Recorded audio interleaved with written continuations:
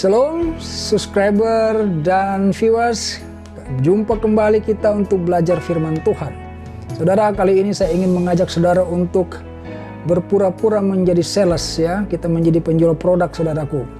Ya, bangun pagi-pagi, suasana kebatinan saudara lagi galau nih ya, lagi bete, lagi nggak nyaman. Tapi saudara harus jualan. Akhirnya ketika jualan, ketemu customer, terjadi dialog, keluarlah sekali-sekali kata-kata saudara yang tidak nyaman bagi si customer. Ya, karena saudara galau, ucapan saudara kadang-kadang ya sekali-sekali keluar yang tidak berkenan sebenarnya kepada customer. Kira-kira saudara barangnya dibeli nggak, saudara? Enggak. Ya, pasti batal transaksinya, saudara. Pasti batal. Nah, saya membawakan contoh seperti ini, saudaraku. Ya, karena apa? Karena kehidupan kita itu seperti itu, saudaraku. Kalau saudara ingin diberkati Tuhan, maka apa yang saudara ucapkan pada hari itu, ya, bagaimana suasana hati saudara pada hari itu akan menentukan hasilnya. Ya, bangun pagi-pagi suasana hati bagaimana? Ya, sepanjang hari perkataan-perkataan saudara itu bagaimana? Itu yang akan menentukan, saudaraku. Ya, orang mau cerdas pandai, mau lihai seperti apapun di dalam berdagang, ketika dia mengucapkan kata yang tidak baik, maka itu pelanggan tidak akan jadi transaksi, saudara. Iya. Ya, mari kita baca ayat firman Tuhan ya. Amsal 21 ayat 23.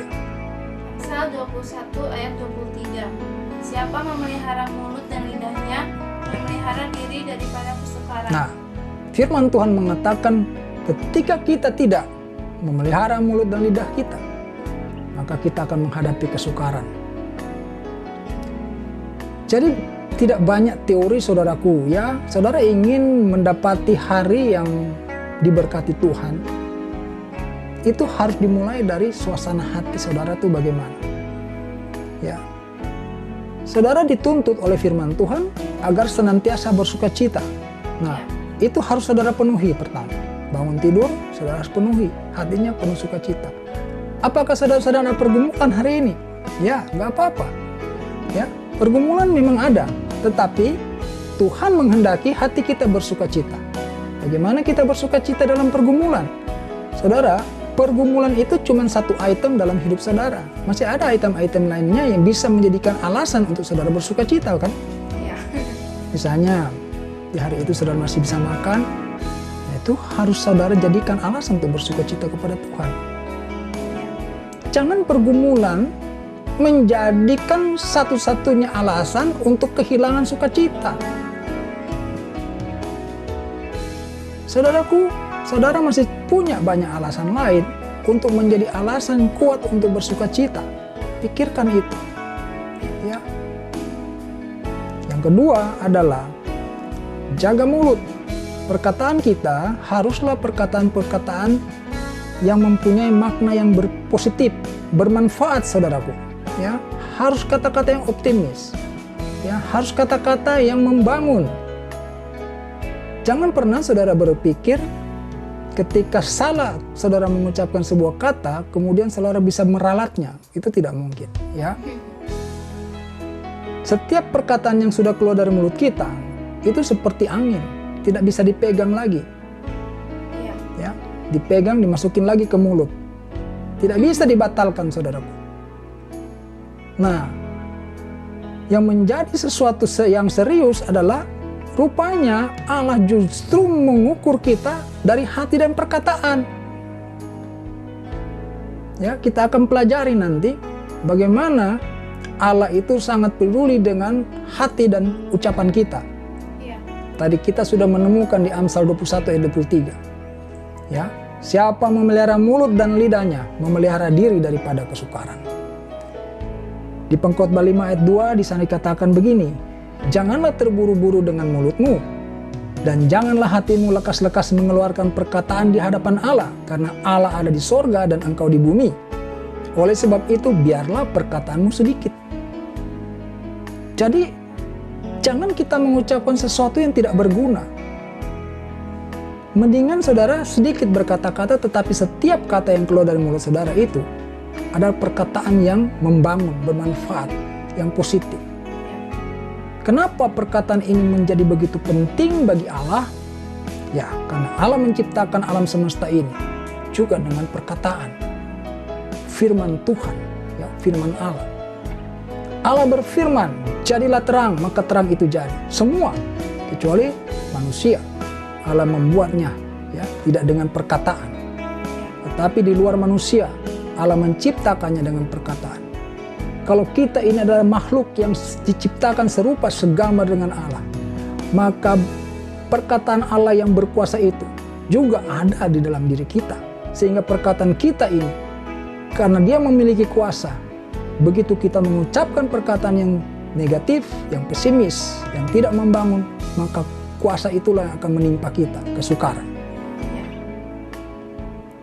saudaraku, kita akan baca bahwa di dalam firman Tuhan tegas Yesus mengatakan, yang diucapkan mulut itu meluap dari hati.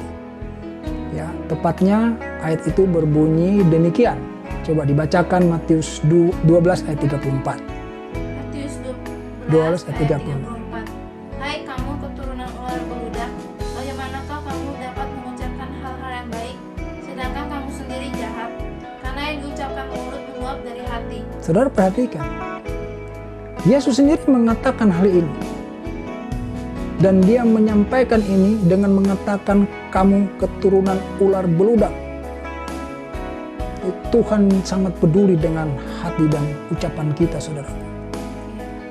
Kalau saudara sudah terbiasa, ya, mengeluarkan kata-kata yang tidak berfaedah, yang pesimis, yang negatif, maka percayalah itu yang akan saudara tuai setiap hari. Sekali lagi, jangan sekali-sekali kita itu mempunyai pikiran ketika kita salah berkata-kata lalu kita bisa meralatnya. Tidak bisa, saudara. Kalau kita bisa meralat perkataan-perkataan kita, maka firman Tuhan yang dibacakan tadi tidak perlu ada.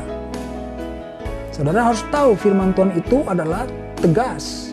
Kitalah yang harus taat. Jangan mempermainkan firman Tuhan. Sudah jelas di dalam Amsal 21 ayat 23 dikatakan, siapa memelihara mulut dan lidahnya memelihara diri daripada kesukaran. Jadi saudara jangan, ya, merasa oh saya salah ucap, balik lagi tarik. Ampuni Tuhan perkataan saya. Bukan seperti itu, saudaraku. Ya, kesalahan tetap kesalahan. Saudara boleh minta ampun, tetapi kalau itu terus dilakukan, besok lagi atau beberapa jam lagi saudara melakukan hal yang sama. Ini saudara mempermainkan firman Tuhan.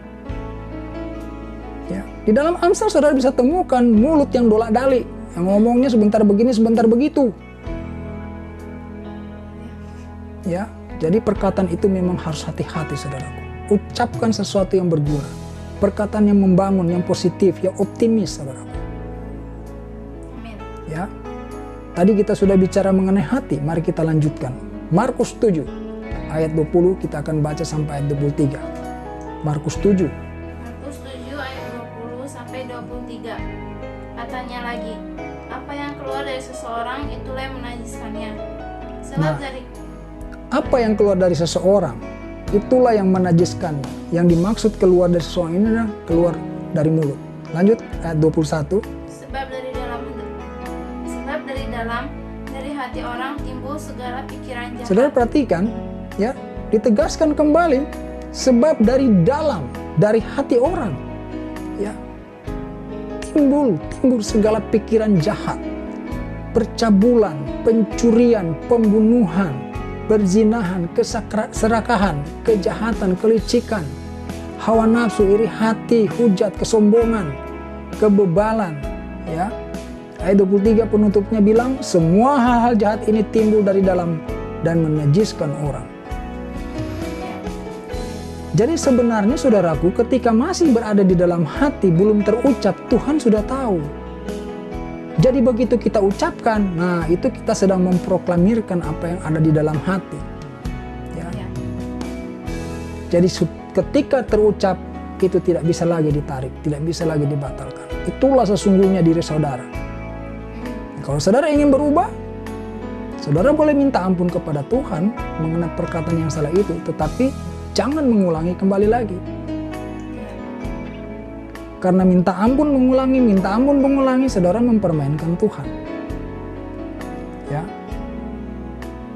Jadi kalau kita ingin hidup kita ya setiap hari mengalami Tuhan, ya diberkati oleh Tuhan, dimulai dari menjaga suasana hati kita. Ya, jadikan hati kita ini penuh dengan sukacita daripada Tuhan. Jangan galau, jangan gelisah, jangan takut oleh karena tekanan hidup, oleh karena pergumulan. Ya, kita punya cukup banyak alasan untuk bersukacita di luar daripada pergumulan kita. Jadi kita harus utamakan sukacita itu. Ya, kalau saudara lebih mengutamakan pergumulan, itu juga tanda-tanda saudara tidak percaya Tuhan. Kan Tuhan yang bilang, bawalah segala beban beratmu kepadaku, aku akan berikan kelegaan. Jadi ini adalah sesungguhnya rahasia penting di dalam kita menjalani kehidupan kita sehari-hari. Kenapa kita kurang beruntung, atau kenapa kita kurang berhasil, kenapa kita tidak nyaman setiap hari, ada aja pergumulannya. Coba cek. Jangan-jangan suasana batin saudara ketika bangun pagi ya sepanjang hari, ya ucapan-ucapan saudara itu sepanjang hari.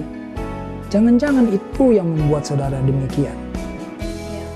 Ya, karena fakta kita membukakan rahasianya. Ucapan kita itu mendatangkan kesukaran kalau kita salah menggunakan kata-kata saudaraku. Ya. Batin kita juga kalau kita terus diisi dengan kegundahan, kegalauan, itu berarti kita tidak bersekutu dengan Tuhan. Kita lebur dengan pergumulan kita melupakan kekuatan Tuhan di dalam hidup kita. Ya saudaraku, kiranya renungan ini membuat saudara menyadari ya betapa hidup itu mudah kalau kita menjaga kata-kata kita dan menjaga hati kita. Ingat baik bahwa Allah memperhatikan hati dan ucapan kita. Jadi jangan sekali-sekali, sekali lagi saya ucapkan, jangan sekali-sekali ketika kita mengatakan sesuatu yang salah lalu meralatnya. Tidak ada alasan untuk meralat saudaraku. Ya, karena kita harus setia dengan firman Tuhan, maka kita harus berjaga-jaga ya dengan ucapan kita. Kiranya renungan ini memberkati dan mulai hari ini saudara hidupmu diberkati. Terima kasih. Haleluya. Amin.